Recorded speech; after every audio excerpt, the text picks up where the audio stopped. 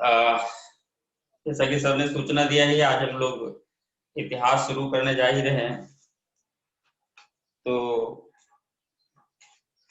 हालांकि क्लास कई बार स्टार्ट हुई हमारी, लेकिन तमाम तकनीकी बाधाओं के कारण नहीं हो पाई। एक बार फिर कोशिश कर रहे हैं। तो स्टार्ट, चूंकि हम तो शुरुआत से करना चाह रहे थे, लेकिन सर से कल शाम को बात हुई तो सर ने कहा कि मॉडर्न हिस्ट्री पहले कंप्लीट करा जाए, बाकी बाद में देख लिया जाएगा। हमको भी लगा ठीक है, प्री का एग्जाम भी आ रहा है और यहीं से स्टार्ट करते हैं। तो चलिए स्टार्ट कर देते हैं।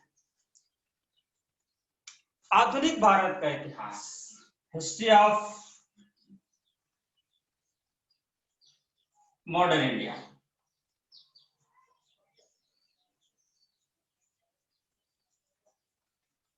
हिस्ट्री ऑफ मॉडर्न इंडिया जैसा कि सिलेबस में है, 18वीं शताब्दी के मध्य से और 20वीं शताब्दी के मध्य तक, यही आपके सिलेबस में है जो लिखा है। हम लोग थोड़ा उसको दायरे में लेते हैं। 18वीं शताब्दी के मध्य से अप्रोक्स 1750 वो कहना चाह रहा है, कुछ इधर कुछ उधर इतिहास है, तो वहां से स्टार्ट करके और 20वीं शताब्दी के मध्य तक, मीन्स 1950 1950 अराउंड। तो जो सिलेबस में एग्जैक्ट इसका दिया 1964 तक है, और उसके आगे स्वतंत्रोत्तर भारत का इतिहास, पोस्ट इंडिपेंडेंस एरा, ये चीज है। अब एक चीज हम यहाँ पर ध्यान देते हैं, एक बिल्कुल दिमाग में बनाए रखिएगा, आधुनिक भारत का इतिहास हम लोग पढ़ रहे हैं, चर्चा इसी पर होनी है स्टार्ट, यही होना।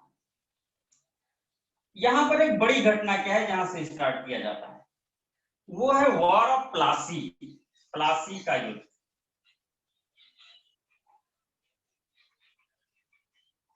यहां से अब कुछ तो खास है कि स्टार्ट यहां से लिया जा रहा है।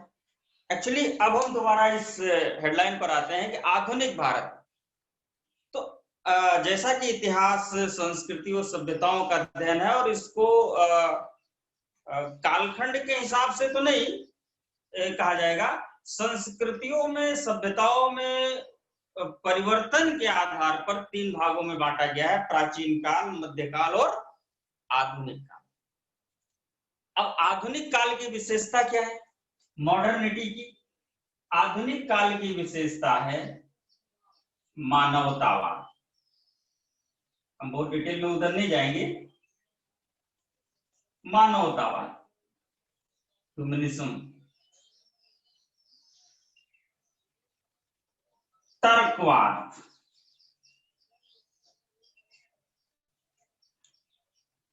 विज्ञानवाद, साइंसिज्म ऑफ मानवतावाद, तर्कवाद और विज्ञानवाद। देखिए, संस्कृतियों में लगातार परिवर्तन तो नहीं होते, लेकिन संस्कृतियां थोड़ा निरंतर चलती हैं संस्कृतियां, लेकिन उसमें जो भौतिक परिवर्तन होता है, जो फिजिकल चेंज होता है, वो सभ्यता लाता है, और सभ्यताओं में निरंतर परिवर्तन होता रहता है। तो जो आधुनिक काल की विशेषता है वो है मानवतावाद, जिस समाज में शामिल हो। मानवतावाद मतलब जब एक व्यक्ति दूसरे व्यक्ति की पीड़ा से भी पीड़ित हो जाए, इसको मानवतावाद कहते हैं। मतलब एकदम सेल्फिश नहीं, एक होता जीना, दूसरों का नुकसान करके जीना, थोड़ा सा संस्कृति में ये तो विकृति है, डिफॉर्मेट। लेकिन खुद का जीना, दूसरे का फायदा नुकसान कोई फर्क नहीं पड़ता है, ये संस्कृति है। लेकिन थोड़ा ये सोच के जीना कि मेरा तो फायदा है, लेकिन कम से कम दूसरे का भी थोड़ा बहुत फायदा हो, जब फायदा ना भी हो पाए तो कम से कम नुकसान ना हो, ये संस्कृति।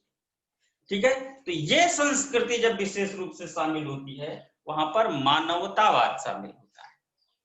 ठीक है, समाज में धर्म और संस्कृतियों में आई कुरीतियों के कारण धर्म में आई कुरीतियों के कारण तमाम प्रकार की ऐसी रूढ़ियां प्रचलित हो गई जिससे मानव का एक बड़ा समाज प्रताड़ित होने लगा। पर्दा प्रथा, सती प्रथा, शिशुवध यानी नरबली प्रथा,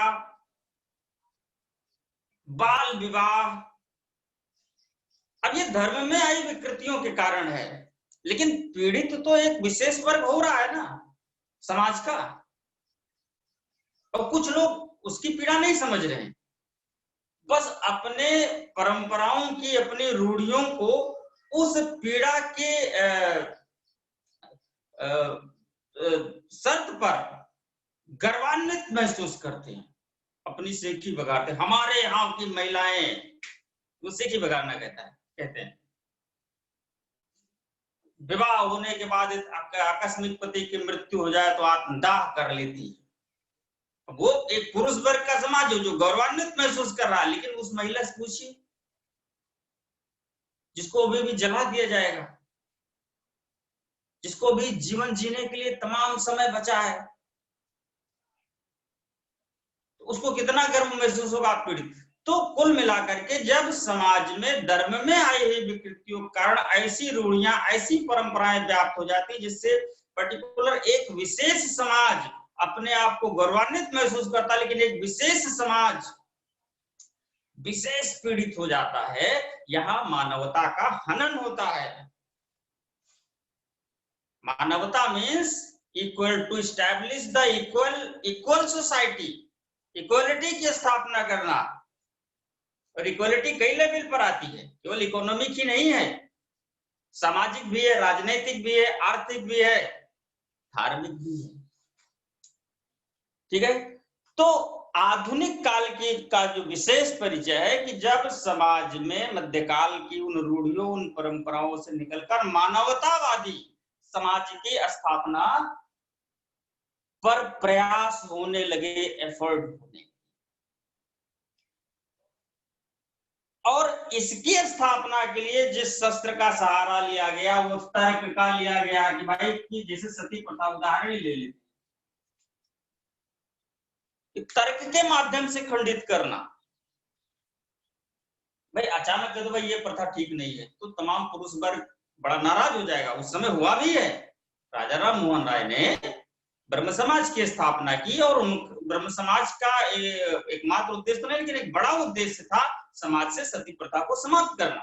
लेकिन एक विशेष वर्ग ने आरोप लगा दिया तुरंत, ये तो हमारी संस्कृतियों के साथ खिलवाड़ हो रहा है, हमारे धर्म के साथ छेड़छाड़ हो रही है। तो पैरेलल अपोजिट एक संस्था स्थापित हो गई, धर्म सभा, सती होने की प्रथा को बचाया जाए, नहीं तो हमारा धर्म खतरे में आ गया। तो ऐसे लोगों को ऐसी मानसिकता से कैसे मुक्ति दिलाएं? तो सबसे पहला हथियार है तर्क। तो भैया इस तरीके से आप लॉजिकल नहीं हैं, आपके पीछे आप जिस तथ्य का, जिस प्रथा का समर्थन कर रहे हैं उसके पीछे का जो कारण है वो कारण कोई खास कारण ही नहीं है, वो तो मानसिक विकृति है, वो कारण नहीं, उसको मानसिक विकृति कहते हैं। तो तर्क के माध्यम से उसको समझाया जाए, तो तर्कवाद भी इसलिए शामिल है। अब तर्कवाद में सीधे सीधे कहे मानता कौन है भाई?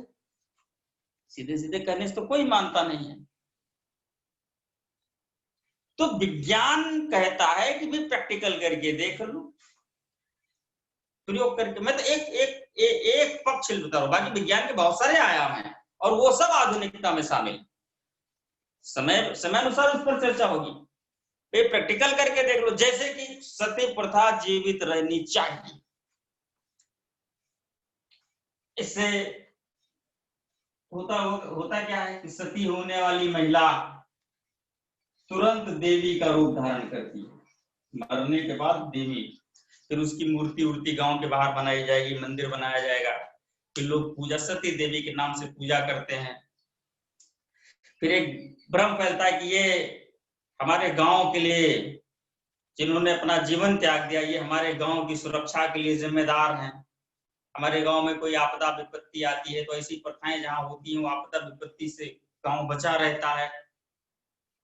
अब तर्क दिया गया भैया ऐसा नहीं है, कोई आपदा कोई विपत्ति आती है तो उससे निपटने के लिए और भी वैज्ञानिक तरीके हो सकते हैं। आग लगेगी तो पानी से बुझाना पड़ेगा, या बुझाने के जो भी साधन उससे ऑटोमेटिक कोई ऐसा आकर के नहीं करता है,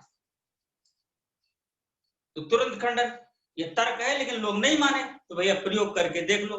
कहा भाई ठीक है, अगर आप लोग इकट्ठा हो जाओ और गांव में आग लगाओ, इसको आग लगा दो, ये जलने लगी, लेकिन कोई बुझाने नहीं जाएगा। सती देवी तो है, इतने दिन से पूजा पाठ आप कर ही रहे हैं, तो कोई आपदा प्रलय विपत्ति से बचा ही लेंगे।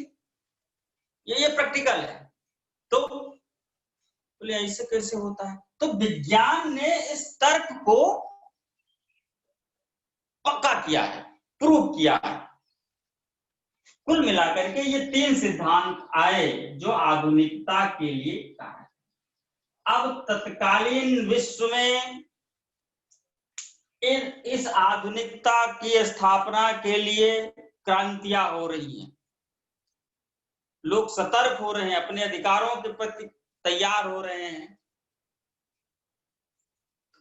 आंदोलन हो रहा है, लड़ रहे हैं। अब भारत की बात करें, भारत में मध्यकाल चल रहा है। किस समय?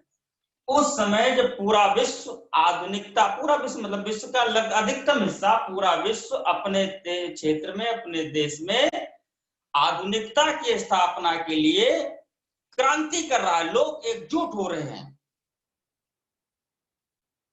लोकतंत्र की ओर आगे बढ़ रहे हैं, अपने अधिकारों को समझ रहे हैं, उसके लिए लड़ना सीख रहे हैं और लड़ करके उसकी स्थापना की बात कर रहे हैं।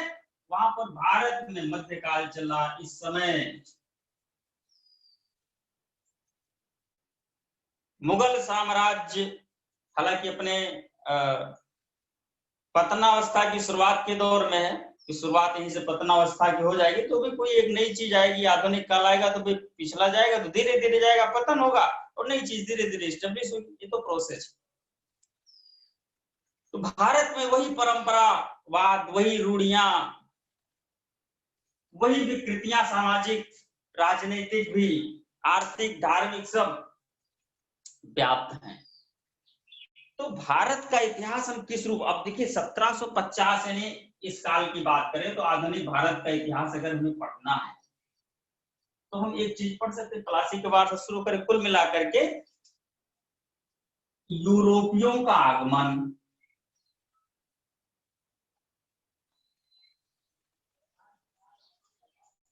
अराइवल ऑफ यूरोपियंस, और फिर भारतीय सत्ता पर इनका कब्जा, यानी establishment of British rule in India. एक प्रोसेस में जो हुआ, इकट्ठे तो हुआ नहीं, ठीक, यानी अंग्रेजी राज की स्थापना, एस्टैब्लिशमेंट।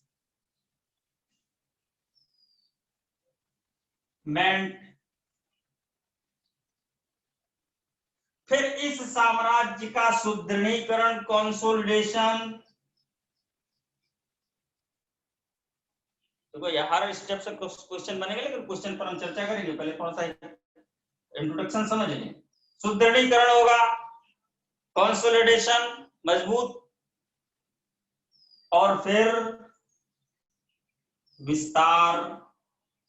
पहले मजबूत हो जाएंगे तभी ना एक्सपेंशन होगा, विस्तार होगा। ये साम्राज्यवाद की बात, ये साम्राज्यवाद है, इंपेरियलिज्म है। लेकिन इस इंपेरियलिज्म की स्थापना के लिए जिस मानसिक हथियार का प्रयोग किया गया, जिस सामाजिक दर्शन का प्रयोग किया गया, उस सामाजिक दर्शन है समाजवाद।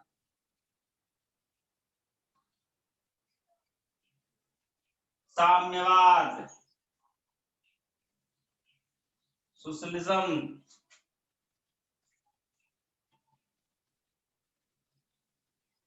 समाजवाद।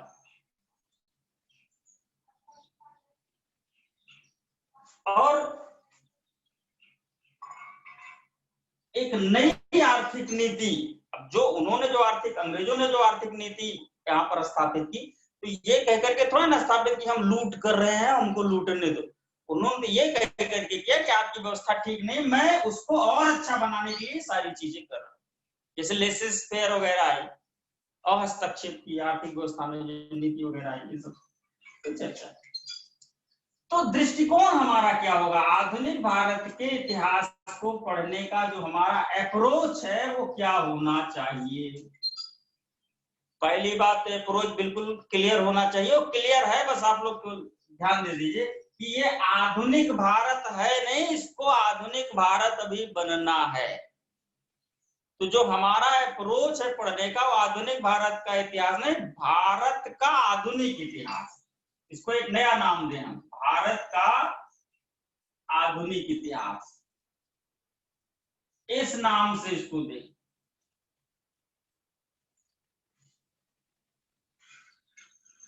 भारत का आधुनिक इतिहास, मॉडर्न हिस्ट्री ऑफ इंडिया। इससे लगता है एक फुट दिखता है, कौन सा? कि भारत में आधुनिकता कैसे आई, उस प्रोसेस का अध्ययन। और आधुनिक भारत के इतिहास के अगर हम नाम से पढ़ते हैं तो लगता है आधुनिक भारत है, बस उसके इतिहास को हम पढ़ रहे हैं। तो अप्रोच एकदम दुरुस्त रखना है, इस दृष्टिकोण से पढ़ना है। अप्रोच ये होना चाहिए, भारत में आधुनिकता का प्रोसेस। अब भारत का जो इतिहास है, देखिए भारत के इतिहास ये बड़ी दुविधा में इतिहास है। ये प्राचीन काल के बाद, प्राचीन काल में भी हालांकि रहा है, लेकिन भारत में आक्रांताओं का यार बड़ा बुरा है। क्योंकि भारत, देखो भारत एक संपन्न देश है।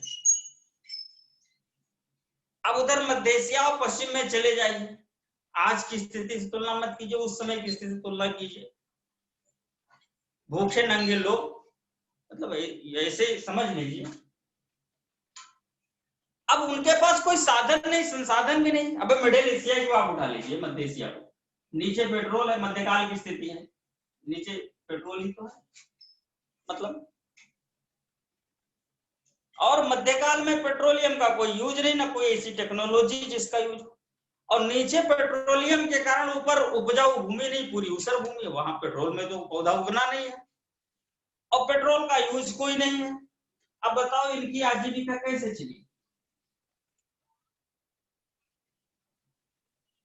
तो जब नई साधन है तो क्या करेंगे भाई, जहां साधन है वहां की ओर देखेंगे। अब भारत की ओर देख रहे, भारत साधन संपन्न, बोले चलो उधर ही चलो, लूटो मारो खाओ। तो भारत की जो आर्थिक दशा, आर्थिक संपन्नता है, ये भारत के लिए एक बड़ी दुविधा, भारत के लिए मतलब एक असुविधा उत्पन्न करता है, जिसमें विदेशी आक्रांताओं को आकर्षित किया है, एक प्रकार से यहाँ की संपन्नता ने आकर्षित किया है। तो इस अप्रोच में अगर कहा जाए तो भारत में जो आधुनिक भारत का इतिहास है, अब हमको 1750 से आधुनिकता का प्रोसेस पढ़ना, अगर इस अप्रोच पढ़े, लेकिन इस समय भारत में अंग्रेजी यानी ब्रिटिश हुकूमत स्थापित हो रही है। तो अब अंग्रेजों का इतिहास पढ़े कि भारत में आधुनिकता का प्रोसेस, तो हम दृष्टिकोण ये रखेंगे, प्रोसेस का जो योगदान है, कंट्रीब्यूशन, या फिर उसका जो इफेक्ट है, प्रभाव, जिसके कारण भारत में आधुनिकता की ओर जो भी प्रभाव पड़ा, जागरूक हुई, नो डाउट जागरूकता तो आई। तो कोई जागरूकता संपन्नता नहीं आती है। भारत जब तक संपन्न था तब तक कोई जागरूकता नहीं आई। अब भाई अंग्रेजों के लिए आए, एक राज्य करके लूटे, वो सब लेते चले गए। जब कुछ नहीं बचा, 1818 मराठा अतिक्रमण हो गया, मराठाओं पर अधिकार, कोई स्वतंत्र बचा नहीं। उनकी सेवर्जिनिटी जो एक्सटर्नल है वो अंग्रेज लेके गए। वो गुलाम के तरीके से नवाब या राजा कहलाए, लेकिन उनको नाचना तो अंग्रेजों के इशारों पर ही है ना। जब कुछ नहीं बचा तब तलवार ढूंढ रहे, डंडा लाओ। अंग्रेजों ने कुछ छोड़ा नहीं, मतलब जब कुछ नहीं बचता तभी हम संघर्ष के लिए उतरते हैं। तो उस संघर्ष में क्या क्या हमने अचीव किया, वो आधुनिकता का पैटर्न तो है, लेकिन संघर्ष का जो भूमिका है, वो शोषणकारी प्रवृत्ति, जो शोषण शुरू होगा, जो अंग्रेजों का आगमन हुआ, यूरोपियों का आगमन हुआ और वो माहौल बना, उसको छोड़ के हम सीधे नहीं बढ़ सकते, क्योंकि इतिहास केवल तथ्यों का अध्ययन नहीं, एक विचारधारा है। इसमें निरंतरता भी पढ़नी है और इसमें परिवर्तन को भी, चेंजेस को भी पढ़ना है। और निरंतरता में परिवर्तन के कारण निरंतरता में ही छुपे रहते हैं, तो आगे आने वाले स्टेप, और वहीं से हमको क्वेश्चन मिल जाता है, चाहे मुख्य परीक्षा का क्वेश्चन हो और चाहे प्रारंभिक परीक्षा का क्वेश्चन हो। जिस कॉन्टिन्यूटी में अगले स्टेप पर चलते चलते चेंज कुछ नहीं आया, तो उसी कॉन्टिन्यूटी के भीतर ही उसके कारण छुपे पड़े हैं, वहीं से हमको सीधे क्वेश्चन मिल जाता है, प्रश्न। बस उसी को सूक्ष्म दृष्टि से हम देखते रहे, कहां चेंज, ये निरंतरता विचलित कहां से हो रही है, नहीं अगले स्टेप, अगले चेंज के लिए माहौल कहां से दे रही है, ग्राउंड कैसे तैयार कर रही है, वही प्रश्न है। क्योंकि प्रश्न सीधे सीधे नहीं मिलने वाले, प्रश्न ऐसे ही उठते हैं, वो चीज हम समझे रहेंगे तो कहीं से कुछ भी उठे पकड़ ही लेंगे उसको, ठीक है। तो ये चीज ध्यान रखना है, ठीक। तो अब ये देखना है कि भारत में यूरोपियों का आगमन, यूरोपियों में भी अंग्रेजों का, फिर अंग्रेजों का एस्टेब्लिशमेंट यहाँ पर हुआ, कैसे हो तो पढ़ेंगे ही, लेकिन उसमें भारत में आधुनिक होने के तत्व क्या क्या थे, उसको हम विशेष फोकस करेंगे। हमारा अप्रोच ये होगा, नहीं भारत के का आधुनिक इतिहास, आधुनिकता का प्रोसेस, ठीक। तो इस तरीके से हमारी स्टार्टिंग कहां से होती है भाई? ऐसे तो आधुनिक भारत का इतिहास पढ़ना हो 1750 तो ठीक है, लेकिन हमको लगता है कि भारत में आधुनिकता के जो लक्षण प्रकट हुए वो तो ब्रह्म समाज की स्थापना से प्रकट हुए, क्योंकि आधुनिकता की स्थापना होती सामाजिक और धार्मिक सुधार आंदोलनों से, ठीक। अब जैसे यूरोप में आधुनिकता की शुरुआत कब से मानी जाती है? 14वीं शताब्दी से, क्योंकि वहां पर सामाजिक और धार्मिक सुधार आंदोलनों की शुरुआत तब से हुई। और भारत में कब से हुई? 1829, उस 19वीं शताब्दी का मध्य। तो भारत में सामाजिक और धार्मिक सुधार आंदोलनों की शुरुआत यहां से हुई, तो फिर आधुनिक काल की शुरुआत यहां से माना जाए। लेकिन इसके पीछे, इस सुधार आंदोलनों के पीछे का जो कारक है, उसको अगर हम नहीं समझे तो ये हम समझ ही नहीं पाएंगे। क्योंकि राजा राम मोहन राय ने अगर आंदोलन करके सती प्रथा के उन्मूलन कराया, योगदान तो इनका है, लेकिन लॉर्ड विलियम बेंटिंग का कम योगदान है क्या? एक्ट ऑफ 1829 सेक्शन 17 के अंतर्गत सती प्रथा को एक अपराध घोषित करती है, दंडनीय अपराध।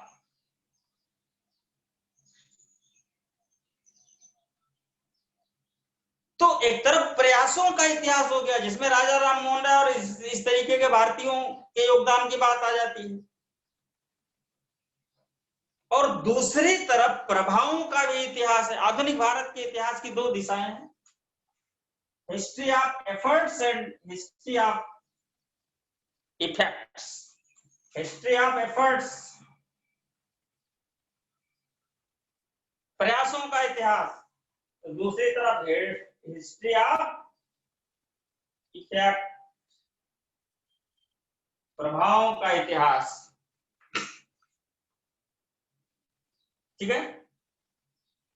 अब प्रभावों के इतिहास में हम अंग्रेजों योगदान ही कहें यार, हालांकि और भी कई शब्द प्रयोग किए जा सकते हैं, लेकिन जो भूमिका बनाता है ना उसको भी योगदान। अब उन्होंने लूटा, अगर लूट के कंगाल ना किया होता एकदम, मेरा कहने का मतलब ये नहीं कि बिल्कुल ये बहुत अच्छा हुआ है, बिना मार खाए भी सुधरा जा सकता है। ठीक है, जैसे आप लोग पढ़ ही रहे हो, कोई जरूरी नहीं कोई डंडा मार पढ़ाए तभी पढ़ो, अपने आप ही। हाँ, लेकिन अब जैसे कोई है वो जिद पकड़ के नहीं करना है तो फिर तो डंडा उठाना ही पड़ता है।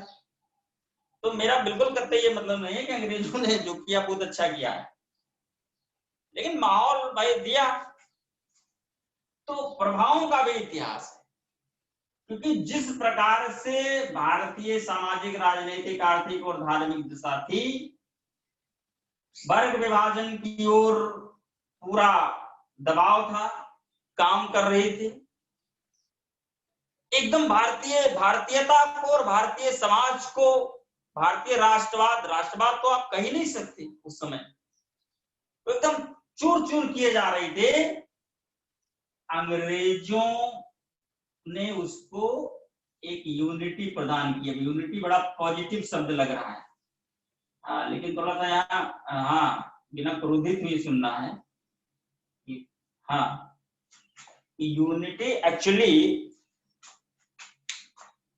जब कोई कमी लैक हो जाए तभी आती है।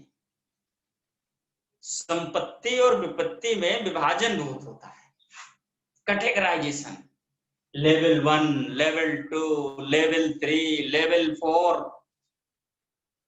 ये संपत्ति का विभाजन, 4 मकान, 3 मकान, 2 मकान।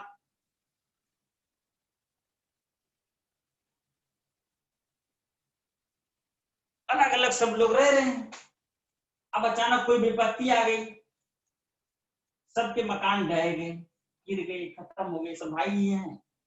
अब धीरे धीरे करके ये भी उसी स्थिति में, ये भी इसी स्थिति में लौट के भी सब जो भी एक झोपड़ी बनी हो, सब लोग रह रहे हैं। विपत्ति में एक, विपत्ति का स्वरूप एक होता है। हाँ, जैसे दुख हो, कोई कष्ट हो, भारत यहाँ रो भारत में तो आंख से पानी गिरता, आंसू गिरता है। अब अमेरिकन लोग न्यूयॉर्क में दूर थोड़े ना गिरेगा, गिरेगा पानी ही। ठीक है, हाँ,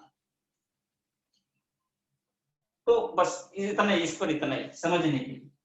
तो इफेक्ट में ये तो मैंने इसलिए बता दिया कि लोग, कुछ लोग बुरा ना माने, बिल्कुल नहीं, अंग्रेजों को मावाई कर।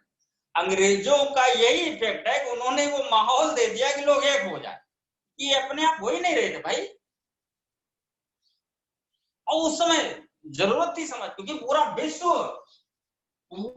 विश्व अब आधुनिकतावाद में बंध रहा था, तो लोग मजबूत हो जा रहे थे। अब ये लड़ने आपस में विद्रोह पर ही उतारू थी, तो आने वाले समय में, आज के समय में पूरी तरीके से कमजोर ना हो जाती, खत्म ना हो जाती इनकी तुलना में।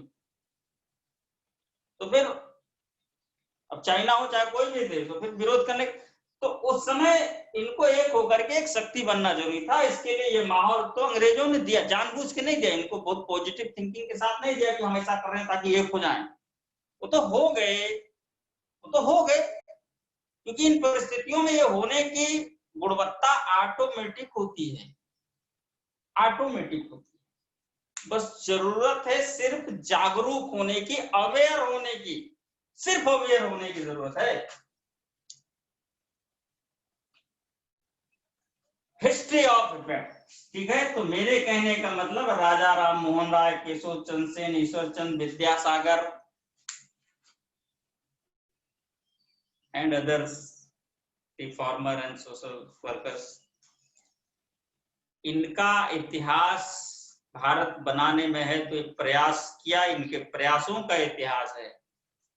तो अंग्रेजों का प्रभावों के इतिहास के रूप में जब हम दोनों को मिलाएंगे तभी समझ पाएंगे कि भारत की आधुनिकता कैसे हो रही है, और कुछ लोगों ने किस प्रकार से उसको, और कई लोगों ने प्रस्तुति अलग अलग तरीके से किया।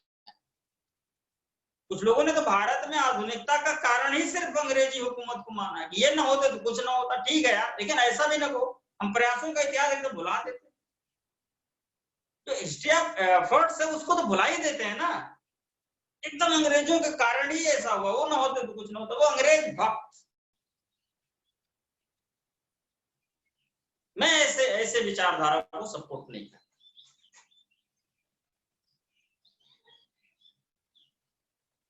लास्ट में संविधान में लिखा गया ना इंडिया दैट इज भारत। तो भारत उसमें इंडिया दैट इज भारत ठीक है, लेकिन उसमें भारत उतना है जितना प्रयासों के लिए शामिल है, और जितनी मात्रा में इंडिया है ना उतनी मात्रा में केवल वही लोग हैं। कौन लोग? कि अंग्रेज ना होते तो भारत का कुछ नहीं हो सकता। ठीक है, अंग्रेजों का योगदान हम इग्नोर नहीं कर रहे हैं, लेकिन करेंगे तो खुद ही। प्रयास को हम इग्नोर नहीं। राजा राम मोहन राय, ईश्वरचंद्र विद्यासागर का मतलब बहुत सारे विभूतियां, धीरे धीरे नाम आएंगे सबका जो इंडियन है और इंडियनिज्म है उनमें, उनको हम नहीं भुला सकते। प्रयासों का भी इतिहास है। इस तरीके से भारत के आधुनिक इतिहास को, इस दृष्टिकोण को रखते हुए हम लोग अध्ययन करेंगे। तो ये जो माहौल उत्पन्न हुआ है आधुनिकता के लिए, वो क्या था और कैसे क्रम हम लोग बनाते हैं, एक क्रम बनाते हैं। 1707 ईस्वी में, तो आप लोग यार काम की, तो हम धीरे धीरे बोल भी रहे हैं, बहुत स्पीड में नहीं बोल रहे हैं, तो ये मत समझो कि हम लिखा नहीं रहे, बोल ही रहे हैं। मतलब काम की चीज कॉपी में लिखते रहो, बाकी कुछ कॉन्सेप्ट हम लिखाएंगे स्पेशली, लेकिन अभी ऐसा नहीं कि हम रुक करके लिखाएं। उतना समय है, आप लोग लिखते रहो, मतलब तन्मयता के साथ बैठोगे तो अपने आप अपने हाथ से लिख लोगे। अब दिमाग कहीं और रहेगा, शरीर कहीं और है, तो फिर दिक्कत है। तो फिर तब जब हम कहेंगे लिखो तभी लिखोगे। लेकिन जो लोग तन्मयता के साथ बैठे हैं, लीनता के साथ बैठे हैं, वास्तव में पढ़ने बैठे हैं, वो लिखते भी रहेंगे, पढ़ते रहेंगे, तो जो भी काम की चीजें नोट करते हैं। क्योंकि बहुत सारी चीजें हम ऐसे ही बोलते हैं यार, हमारी आदत है। जो लोग हमसे पढ़ चुके हैं, 2-4 लोग बैठे, उनको पता है कि जो लेक्चर हम देंगे तो उसमें तमाम ऐसी सी बातें तुरंत कॉन्सेप्चुअल आ जाती हैं, जो कल उसी टॉपिक पर बोले तो फिर नहीं आ पाएंगे, क्योंकि वो रहता बियॉन्ड, स्क्रिप्टेड है नहीं। कुछ ही चीजें स्क्रिप्टेड होती, कुछ चीजें नॉन स्क्रिप्टेड होती, यहाँ पर ऑटोमेटिक बनती है। लेकिन क्वेश्चन के दृष्टिकोण से यूपीएससी में या प्रांतीय सिविल सेवा परीक्षाओं में वो बहुत महत्वपूर्ण है। ऐसा मैंने कई बार स्वयं देखा है, जो मैंने बोला है, कहीं पढ़ा नहीं, बस तर्क करते करते करते चीजें निकल आई और उस लेवल का, उस नेचर का क्वेश्चन आया। ऐसा मैंने प्रायोगिक देखा है। ये मत सोचिए कि मतलब ऐसे हम बोल रहे हैं, इसको मैंने खुद देखा है, तो मैं जोर दे करके कह रहा हूँ, बस इस पर इतना ही। ठीक है, तो एक कैटेगराइजेशन करते हैं। कहां से शुरुआत? 1707 में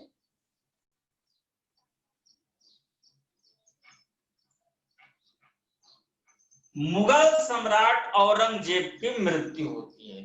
तो Mughal emperor Aurangzeb was died in 1707। ठीक है, औरंगजेब की मृत्यु। अब औरंगजेब की मृत्यु को हम क्यों बता रहे हैं?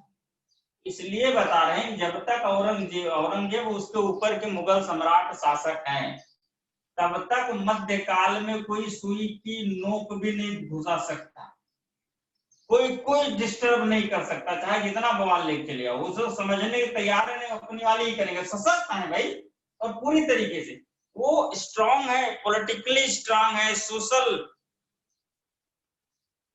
सामाजिक रूप से भी उसको स्ट्रांग कर दिया। समाज, उन्होंने राजनीति की संरचना ही ऐसे बनाई कि सोशल, वो जैसा समाज चाहेंगे वैसे ही बनेगा। बड़ी मात्रा में धर्म परिवर्तन हुए हैं। आर्थिक दशा उनके हिसाब से ही चली है, और अगर समाज उनके हिसाब से चला है, समझ लो धर्म भी वैसे ही संचालित हो रहा है कि समाज और धर्म का बिल्कुल बड़ा घनिष्ठ संबंध है। ठीक है, तो औरंगजेब की मृत्यु में इसलिए बता रहे हैं कि औरंगजेब के बाद ही सोचना, अगर आधुनिक भारत में पढ़ना है, आधुनिक भारत का नाम और औरंगजेब तक, उसके मृत्यु तक ऊपर के, वहां के बीच में सोचना नहीं, एकदम सोचना नहीं है। सोचना मतलब पाप। ठीक है, इसलिए मैंने कहा कि 1707 में औरंगजेब की मृत्यु हो। औरंगजेब की जब मृत्यु हुई तो हम बहुत डिटेल में पूरा टॉपिक उसी समय, उसके बाद के जो मुगल उत्तराधिकारी रहे हैं, मुगल एम्परर्स रहे हैं, वो कमजोर रहे हैं। कमजोर अपनी आदतों के कारण रहे हैं। क्योंकि आदत बिगड़ चुकी, क्योंकि उनके जो पूर्वज हैं वो सब शासक रहे हैं। अब वो शासक कितना संघर्ष करके पड़े वो जाने, लेकिन ये लोग तो शासक के ही संतान है, यानी विपत्ति नहीं देखी तो बिगड़ना तो पहले ही तय है।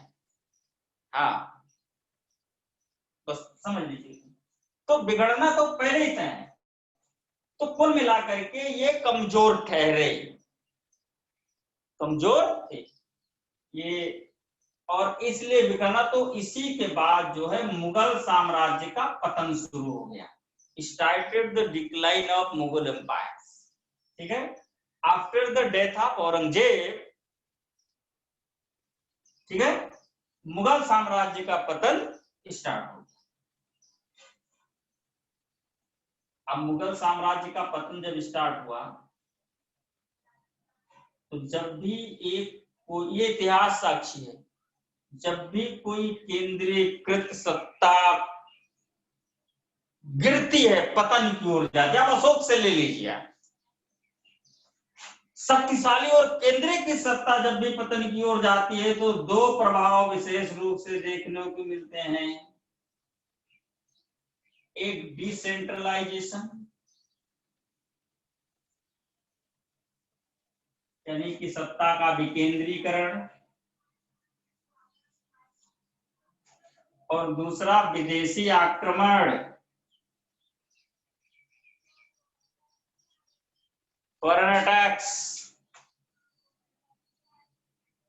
अशोक के बाद से ही शुरू, जिससे अशोक गया तुरंत विदेशी आक्रमण। एक तो सत्ता विकेंद्रित हुई, अब हिंदयनों का आक्रमण हुआ, शक, कुषाण, पार्थेय, पहलो, ये सब ठीक है।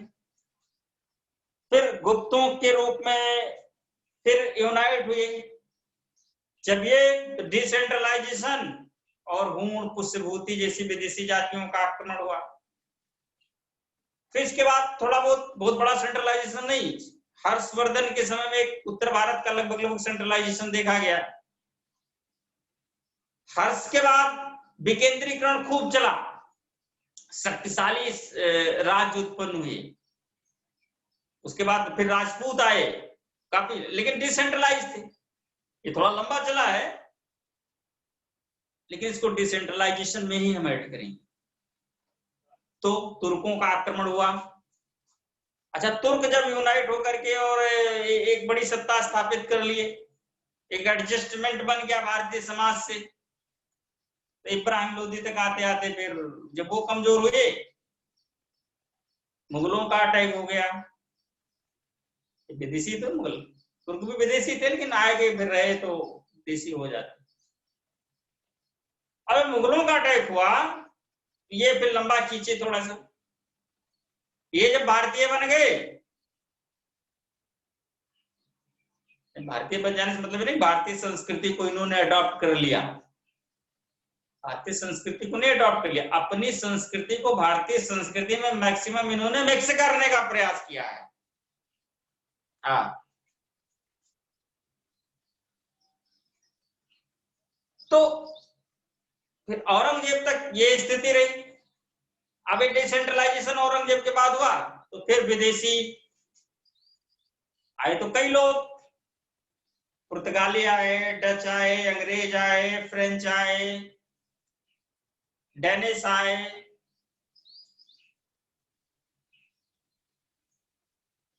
और इन विदेशियों में फिर अंग्रेज तमाम रूप से मजबूत थे, जिसका हम लोग अध्ययन करेंगे, इसलिए वो आगे बढ़े। क्योंकि ब्रिटिशर्स का क्या, इनका दोहरा संघर्ष करना है, एक इंटरनल संघर्ष हुआ है इनका आपस में, यूरोपियों का आपस में संघर्ष, और फिर भारतीय राज्यों के साथ भी इनका संघर्ष हुआ है। तो इनका दोहरा संघर्ष, इनके एस्टेब्लिशमेंट की गाथा लगे। तो विदेशी आक्रमण होता है, तो इस विदेशी आक्रमण में फिर यूरोपियों का आगमन हुआ।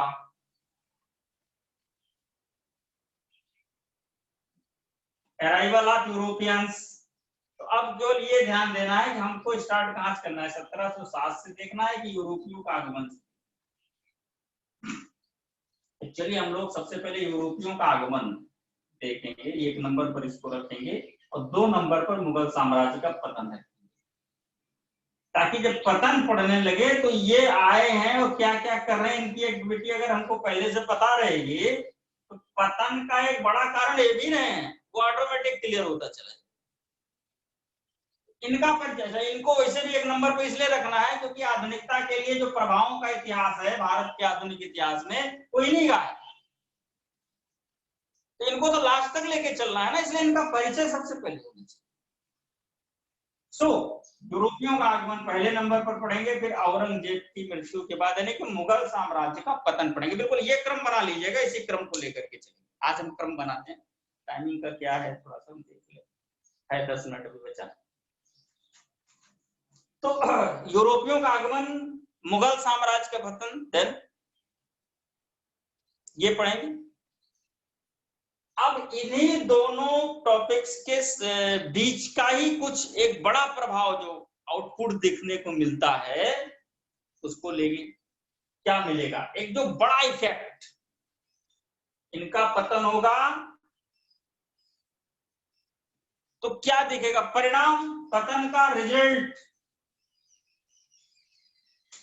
पतन का रिजल्ट। चलो हम बता दें क्योंकि आपकी आवाज आ नहीं रही है। हाँ, पतन का जो बड़ा रिजल्ट है वो है स्वतंत्र प्रांतीय राज्यों का उदय, स्वतंत्र प्रांतीय राज्यों का उदय, rise of independent provincial states, rise of independent provincial states, स्वतंत्र प्रांतीय राज्यों का ये बड़ा प्रभाव है। देखो यार, ये जो औरंगजेब के मृत्यु के बाद एक जो केंद्रीकृत बड़ी सत्ता है, अब ये पहले विभाजित होगी। देखो टारगेट बड़ा से बड़ा हो, मैसेज है भाई, तो इतिहास मैसेज बहुत देता है। एक्चुअली मैसेज देने का काम इतिहास का ही होता है और कोई मैसेज दे ही नहीं सकता। इंस्पायर अगर कोई करता है, इंस्पायरेशन की क्षमता तो इतिहास में ही होता है। टारगेट बड़े से बड़ा हो, देखने में बिल्कुल हिमालय लगे, लेकिन वो आसान कब हो जाता है जब वो टूट जाता है, बिखर जाता है। ठीक है, तो इतनी बड़ी सत्ता मुगल साम्राज्य की सीधे तो अंग्रेज नहीं ले सकते थे ना। अच्छा वो कह के भी हम व्यापार करने जा रहे हैं, जीतने थोड़े ना जा रहे हैं। व्यापार का उद्देश्य लेके एक बार प्री में क्वेश्चन भी पूछा गया था, किन कारणों से, तो भैया एक ऑप्शन था व्यापारिक कारणों से। एक्चुअली व्यापारिक कारण ही सही है तुरंत के उत्तर के लिए, क्योंकि और उत्तर एग्जैक्टली तो नहीं सही है ये, लेकिन जो एग्जैक्टली आंसर सही है उसको ऑप्शन में दिया नहीं जा सकता, मुख्य परीक्षा का प्रश्न है, प्री का है ही नहीं है, इसलिए ठीक है। व्यापारिक कारणों से मैं बताया था, हम लूटने जा रहे हैं, कब्जा करने जा रहे हैं, तो व्यापार करने जा रहे हैं। लेकिन व्यापार करते करते उपनिवेशवाद, कोलोनिज्म, और देन इंपेरियलिज्म, साम्राज्यवाद, साम्राज्यवाद की पहली श्रेणी उपनिवेशवाद, ये ध्यान दें। डायरेक्ट कब्जा बहुत कम ही हुआ है, उपनिवेशवाद पहले आर्थिक कब्जा और फिर राजनीतिक कब्जा। आर्थिक कब्जे को हम उपनिवेश और उसके विस्तार को उपनिवेशवाद कहते हैं। ठीक है, तो स्वतंत्र प्रांतीय राज्यों का उदय हुआ, rise of independent provincial states, टुकड़े में विभाजित, तो थोड़ा आसान हुआ इनके लिए, जिन्होंने काफी योगदान दिया अलग अलग करने के लिए, क्योंकि नीति बड़ी अच्छी, बांटो राज करो, डिवाइड एंड रूल। ठीक है, हाँ, तो फिर एक एक टुकड़े को लेके चलेंगे, उसको हम लोग समझेंगे। ये टॉपिक है तीसरे नंबर पर। अब इसी सानिध्य में चौथे नंबर पर जो हम लोग पढ़ेंगे क्या,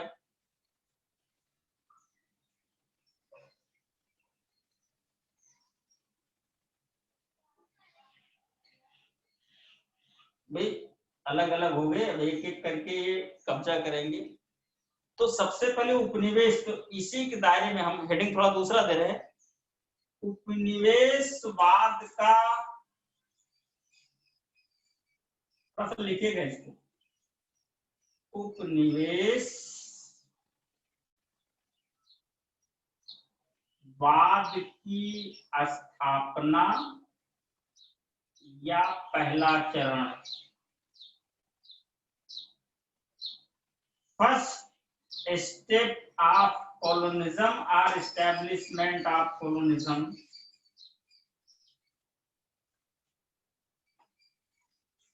किस रूप में पढ़ेंगे?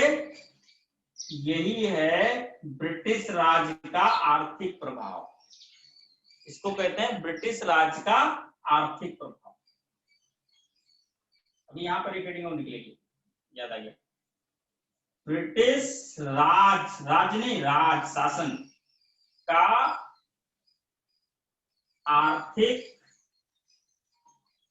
प्रभाव, economic impact of British rule, economic impact of British rule.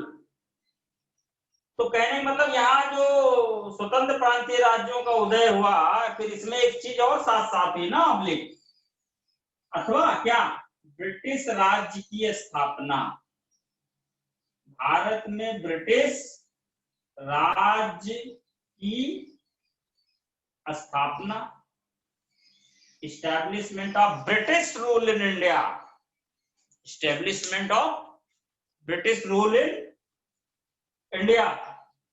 तो स्वतंत्र प्रांतीय राज्यों की स्थापना, पब्लिक करके देख सकते हो, समझ में आ रहा ना? ये मतलब ये देखो, मुख्य परीक्षा के क्वेश्चंस यहां से, बस आप मुख्य परीक्षा प्रश्न मत ढूंढना, बस आप ये समझ लो कि यहाँ पर कुछ ट्विस्ट है, कुछ अच्छा हो सकता है, वो ट्विस्ट हम ढूंढेंगे, तो वो अध्ययन करने के बाद निकलेगा, पर डायरेक्ट क्वेश्चन थोड़ा निकल जाएगा एक घंटे, ठीक है? उसको हम लोग अध्ययन करेंगे तो निकलेगा, बट निकलेगा ये जाने रहना जरूरी है यहाँ पर, इसीलिए सिलेबस की चर्चा सबसे पहले होती है। बिना सिलेबस समझे पढ़ते चले जा रहे, वो गलत बात। तो स्वतंत्र प्रांतीय राज्यों का उदय, ब्रिटिश राज की स्थापना, अवलेख करके है, ये हुआ। तो अब राज्य की स्थापना होगा तो होगा क्या? अब वो अपने उद्देश्य को यहाँ पर स्थापित करेंगे। क्या है उद्देश्य? कहने को तो आए हैं, कह करके तो आए हैं कि भाई व्यापार करने आए हैं, लेकिन किया क्या? क्योंकि हम इतिहास पढ़ रहे हैं, पूरा पढ़ रहे हैं ना, जो किया वो भी पढ़ रहे, जो उद्देश्य लेके वो भी पढ़ रहे, तो हमें पता है उन्होंने केवल,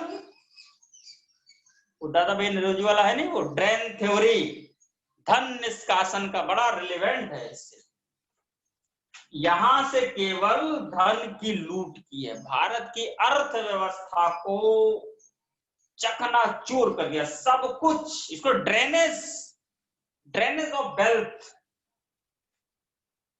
तो आर्थिक प्रभाव पड़ा, economic impact of British rule, ये अगले स्टेप पर आएगा। उपनिवेशवाद का पहला चरण है या ब्रिटिश राज का आर्थिक, इकोनॉमिक इंपैक्ट, ये पढ़िए। अब किस रूप में पढ़ा इकोनॉमिक इंपैक्ट, ये थोड़ा सा हम लोग यहीं पर देख लें, जिस पर चर्चा अब लगभग समय हो रहा है, इसलिए उस आगे को विस्तार हम नहीं करेंगे। ब्रिटिश राज का आर्थिक प्रभाव में जो हम लोग पढ़ते, इसको 3 चरणों में, जहां से आपका सिलेबस, सबसे पहले वाणिज्यिक पूंजीवाद, वाणिज्यिक पूंजी, कॉमर्शियल कैपिटलिज्म, अंग्रेजी वाले अंग्रेजी लिख लें, हम स्पेलिंग वगैरह समझ लेंगे, लिखने को अपनी जगह नहीं। कॉमर्शियल कैपिटलिज्म कब से? तो मान लीजिए इसी समय शुरू हुआ है, ये 1757 से 1757 from War of Plassey to 1831, तो सॉरी 1813 1813 तक। कमर्शियल कैपिटलिज्म, जब इन्होंने व्यापार को हाईलाइट करके, व्यापार को लेकर के, व्यापार को ही आगे करके, व्यापार के माध्यम से अधिकतम धन का यहां से लूट किया है, जो अधिकतम धन की लूट की, व्यापारिक लोग, वाणिज्यिक पूंजीवाद। दादाभाई नौरोजी ने इसी को ड्रेनेज सिस्टम के रूप में, यानी कि ड्रेन ऑफ वेल्थ की, धन निष्कासन के सिद्धांत के रूप में। लेकिन 1813 से तो एक चीज और यहां पर समझिए, यहां तक ईस्ट इंडिया कंपनी को लेकर के आए थे वो, और ईस्ट इंडिया कंपनी के माध्यम से व्यापार करने वाली संस्था कौन सी थी? East India. East India company का व्यापार है तो अंग्रेज वगैरह, ठीक है। ईस्ट इंडिया कंपनी की आर्थिक गतिविधियां, ये पूरा वाणिज्यिक पूंजीवाद के रूप, ठीक है। लेकिन कुछ विकृतियां उसमें भी आई, ईस्ट इंडिया कंपनी में भी। तो 1813 के बाद जो सेकंड स्टेप, जहां ईस्ट इंडिया कंपनी को अब स्टॉप किया जा रहा है, ईस्ट इंडिया कंपनी को भी स्टॉप किया जा रहा है, रोका जा रहा है कि भाई तुम रुको, व्यापार का एकाधिकार नहीं है तुम्हारा। क्या? औद्योगिक पूंजीवाद, औद्योगिक पूंजीवाद, इंडस्ट्रियल कैपिटलिज्म 1813 से 1813 टू 1858 औद्योगिक पूंजीवाद, इंडस्ट्रियल कैपिटलिज्म। यहां पर laces fair policy of laces, आर्थिक अहस्तक्षेप, वाणिज्यिक अहस्तक्षेप की नीति लाई गई है। स्मिथ की है, इतना आसान नहीं है, उस पर चर्चा स्पेशल करने लायक है, उस पर स्पेशल प्रश्न ही पूरा है, इसलिए मैं बिल्कुल टच ही नहीं करूंगा उसको, बस समझ लीजिए। हस्तक्षेप की नीतियां, भारत में भी उद्योगों या भारत में उद्योग के क्षेत्र में निवेश करके और वहां से पूंजी निकालनी। यहाँ ईस्ट इंडिया कंपनी को रोका गया और ब्रिटेन के पूंजीपतियों को प्रमोट किया गया, ब्रिटेन के पूंजीपतियों को प्रमोट किया गया। बस इतनी सी। अच्छा, इतने में ही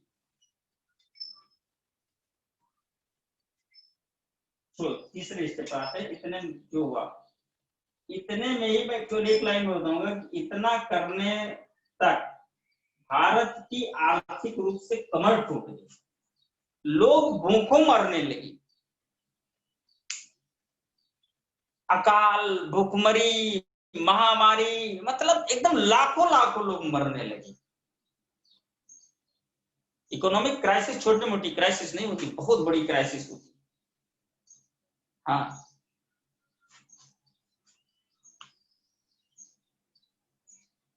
तो एक प्रतिक्रिया हुई तुरंत, ये इसके बीच में ही हुई है, औद्योगिक पूंजीवाद के बीच में, लेसेस फेयर के बीच में ही एक प्रतिक्रिया हुई है, यानी कि विद्रोह हुई है।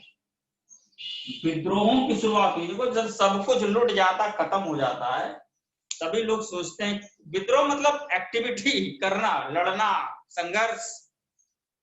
जब सब खत्म हो जाएगा, लूट जाएगा, सब मिट जाएगा, तब सोचा उठो भैया कुछ करो, जब तक है तब तक काहे करने जाए, हैं? हाँ, यही प्रभाव है ब्रिटेन का भारत पर। भारत के आधुनिक इतिहास में अंग्रेजों का प्रभाव यही है, ये कम थोड़ा मोड़ा प्रभाव नहीं, अपने आप नहीं होने वाला था। तो विद्रोहों की प्रवृत्ति, तो विद्रोह की स्टार्टिंग हुई, छोटे मोटे नागरिक विद्रोह हुए, सेपरेट सेपरेट हुए, यूनाइट बिल्कुल नहीं था, कोई वो खास टारगेट नहीं। जनजातीय विद्रोह हुए, ट्राइबल। लेकिन इनसे एक बड़ा विद्रोह, बहुत संगठित तो नहीं था लेकिन एकदम असंगठित भी नहीं कह सकते, बड़ा मूवमेंट, 1857 का महाविद्रोह, ग्रेट रेबेलियन ऑफ 1857 का फिर हुआ, जिसने अंग्रेजों की दशा और दिशा दोनों चेंज कर दी। वो सोचने पर मजबूर हो गए कुछ नया करते हैं यार, इसमें तो उखड़ जाने का भय है, तो बने बनाए जो बाजार है ना ये तो लुट जाएंगे यार, फिर खत्म हो जाएंगे यहीं पर। 1857 के विद्रोह की तीव्रता को देख करके अंग्रेज हिल उठे, मजबूर हो गए कहने के लिए अरे बाप रे बाप बच गए यार, नहीं अभी तो उखाड़ के फेंक देते हैं लोग, तो बच गए कैसे, बचने की ये स्थिति। लेकिन लूट तो करने हैं, उस चेंज मैनेज भी करना लोगों को। आया है वित्तीय पूंजीवाद, वित्तीय पूंजी, फाइनेंशियल कैपिटलिज्म, फाइनेंशियल कैपिटलिज्म 1858 से लेकर के फ्रॉम 1858 टू लास्ट तक है, आपको दिख नहीं रहा होगा हम बोल भी रहे हैं। तो थर्ड पे ये जो इफेक्ट है 1858 से 1947 तक है, जब तक वो रहे, ठीक है। ये इकोनॉमिक इंपैक्ट 3 फॉर्म में है, ठीक है। लेकिन एक बार विद्रोह अगर शुरू हो गया ना हल्की सी, तो फिर अब यहां से भी इतिहास बढ़ता है, तो फिर रुकने का नाम नहीं था। तो यहाँ बैठा सब फिर चाहे जो लाओ, फिर वो किसी न किसी रूप में जारी रहा। 1858 के बाद एकदम से तो, लेकिन एक नेशनल मूवमेंट की ओर भारत आगे बढ़ने को रहे। तो 1858 में सीधे नेशनल मूवमेंट तो नहीं आया, लेकिन एक ग्राउंड बना, क्योंकि 1857 के विद्रोह ने इनको थोड़ा सा ये सोचने पर मजबूर कर दिया कि यार यूनिटी होती, थोड़ा सा एकता होती,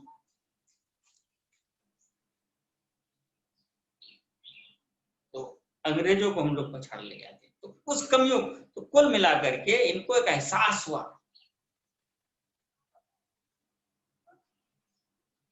इनको रियलाइज हुआ इस बात का, काश हम बिखरे बिखरे ना होते हैं, एक होते। लेकिन एक कैसे हो, एक होते हुए एक कैसे हो? कहते ना कि जिसको एहसास है गम नहीं होगा वो संग तो होगा लेकिन सनम नहीं होगा।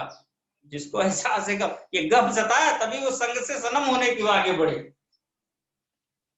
समझ रहे ना मेरी बात? एक नेशनलिज्म आने की जो भूमिका है, नेशनल का जो ग्राउंड बना, और 1885 में उस ग्राउंड पर एक राष्ट्रीय संस्था की स्थापना हुई, कांग्रेस, जिसने भारतीय राष्ट्रीय विद्रोह को लीड किया है, नेशनल मूवमेंट को लीड किया है। तो यहां से हम दो भागों में, एक तो भारतीय इंडियन नेशनल मूवमेंट, भारतीय राष्ट्रीय आंदोलन, और एक भारत का स्वतंत्रता संघर्ष। हालांकि दोनों एक ही सिक्के के दो पहलू हैं, एक तरफ नेशनलिज्म आ रहा था, दूसरी तरफ नेशनल मूवमेंट जारी था। और जिस दिन कंप्लीट नेशनलिज्म हुआ उस दिन अंग्रेज उखड़ के चले गए। तो जो लोग आज नेशनलिज्म की कमी तो आज भी है, लेकिन ठीक है, अंग्रेजों को उखाड़ फेंकने की जितनी जरूरी था नेशनल उतना आ चुका था, कि वो महात्मा गांधी ऐसे व्यक्तित्व थे जिन्होंने इस विचारधारा को समझा, इस भावना को समझा, और उनको लगा कि ये लड़ाई अकेले नहीं लड़ी जा सकती, इसमें राष्ट्र के एक एक तत्व, एक एक एनर्जी का सदुपयोग होना जरूरी है। तो उस एनर्जी को इकट्ठा कैसे किया जाए, जो बिखरे पड़े थे जाति के नाम पर, अर्थव्यवस्था के कारण, पंथ के नाम पर, रूढ़वादिता के कारण, परंपराओं के कारण, संप्रदाय के कारण, कैसे एकजुट किया जाए उसके लिए गांधी ने प्रयास किया और लास्ट में सफलता उन्हीं को मिली। इस पर चर्चा जारी रहेगी, क्योंकि अभी हम स्टार्ट तो करेंगे यूरोपीय का आगमन से, लेकिन 1947 तक एक ऐसे एक जनरल व्यू में हम लोग चर्चा कर लें, ताकि जब पढ़े तो धीरे धीरे ट्विस्ट समझ में आने लगे, जहां जहां से मोड़ है, टर्न है। ठीक है, तो थोड़ा सा कल हम लोग जब आएंगे तो ब्रिटिश राज के आर्थिक प्रभाव, थोड़ा सा वाणिज्यिक औद्योगिक पूंजीवाद को एक बार से रिवाइज करते हुए नेशनल मूवमेंट के लगभग चर्चा करेंगे, और आपका सिलेबस भी पॉइंट आउट होता जाएगा। और फिर जब लास्ट तक हो जाएगा तो एक एक पॉइंट को उठा करके हम लोग थोड़ा डिटेल में लिखते पढ़ते चल करके मामले को समाप्त करेंगे। ठीक है, आज यहीं तक, क्योंकि अगली भी क्लास है, सर ने सूचना दी है। किसी को कुछ थोड़ा बहुत चर्चा करनी हो तो हम लेट निकाल रहे हैं, बोल सकता है, और नहीं तो फिर कोई दिक्कत नहीं है। हाँ, मानसू सर कोई अगर हो